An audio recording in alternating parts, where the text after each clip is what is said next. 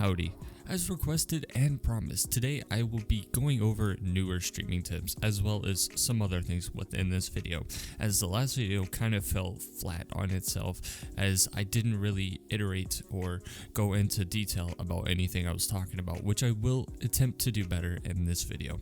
Anyway, it'll probably be all over the place, so if you're confused, ask questions in the comments and I'll do my best and other people will do their best to respond to you.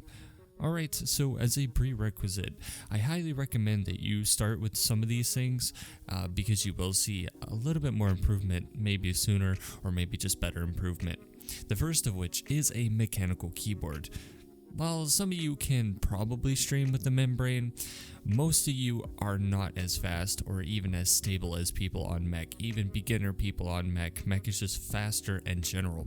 But let me reiterate this. You can stream on membrane, but it's just going to be harder and will take way more time to be good at. For the people that are going to say it's not affordable, there are $15 and $10 10 keypads with mechanical switches on Amazon, which you can just save up a few dollars every week. Hell, you could just go mow a lawn and get some money. Just save up. This is affordable. Alright, the second one is a skin with a decent hit sound, or just a decent hit sound in general. I prefer the Angel Sim remake skin. I don't know what the actual skin's called, I just got it from Reddit and this is what it's called. I've basically pasted this hit sound on every single one of my skins that I use, and I highly recommend this one for practice. It's really, you can hear it, you can hear everything on it. On the subject of hearing stuff, I put my music below 20%.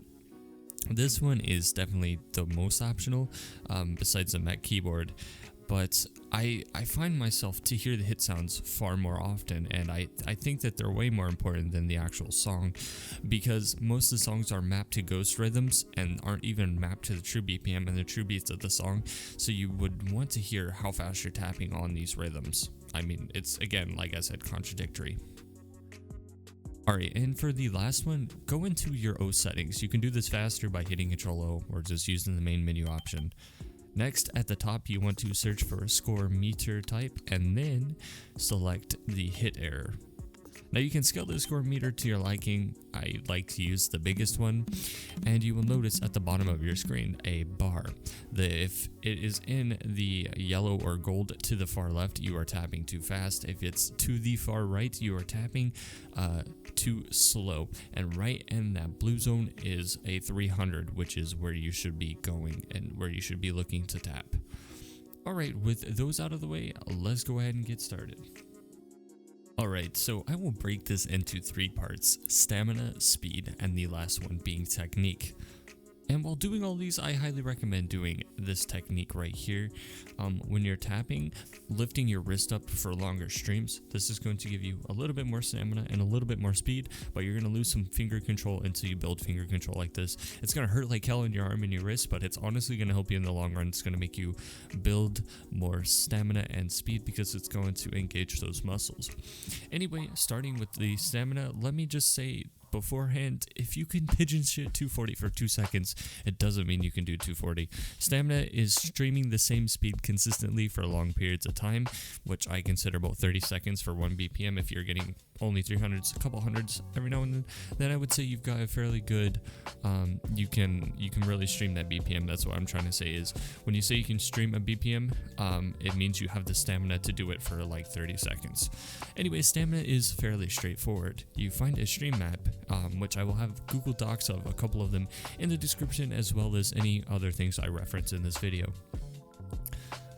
You will just go and find a lower BPM that you can stream consistently and just target it. For me, it was Promethean Kinks. Now, I'm not memeing this. The song is actually really good for training stamina because they're just long periods of just really, like, I think it's 220. If not 220, it's 215. It's something around there. It's really good for me for training stamina. However, this works for most maps and BPMs too. I recommend just just you can search stream training death stream maps, and that's what you want to go for. You want to target your lowest BPM you can do for long periods of time, and you want to do it more and more and slowly increase the BPM every time you can do consistently well. Like, let's say you start out with 170 and you start out seeing the 170 map you're doing, bump it up to 180, 190, so on and so forth.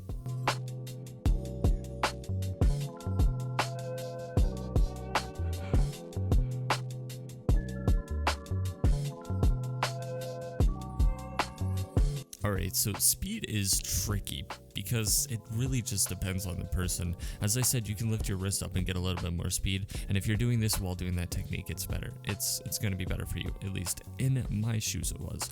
Anyway, for me, I just played higher and higher BPM over and over, but I did do something different. I noticed that I wasn't improving it near as quickly as I probably could, so I tried a couple things out, and this one ended up working for me. So let's say, for example, I could stream 210 max and I plateau anything over 210, maybe 215. So if I play something 10 BPM under what I can currently play, so that would be 200, and then bump it up 10 more over than what I can do comfortably, which is 210 in this case, so it would be 220, then it just somehow makes every single time I try these other maps better and better. So what I'm trying to say here is find the BPM that you can consistently, that you stream at, but it's like it's kind of your best you can do. Go 10 under it, do some practice maps 10 under that BPM, and then go to a higher BPM and start to train it.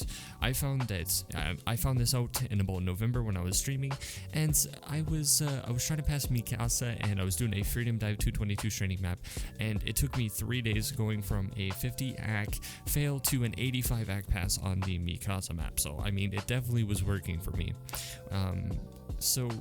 If this one doesn't work, I honestly don't have any other decent solutions other than pick a death stream compilation map of a BPM that's really hard for you, slap on no fail, and go with longer streams, 2-minute maps, and just play something you generally struggle with, and with time you will slowly get better.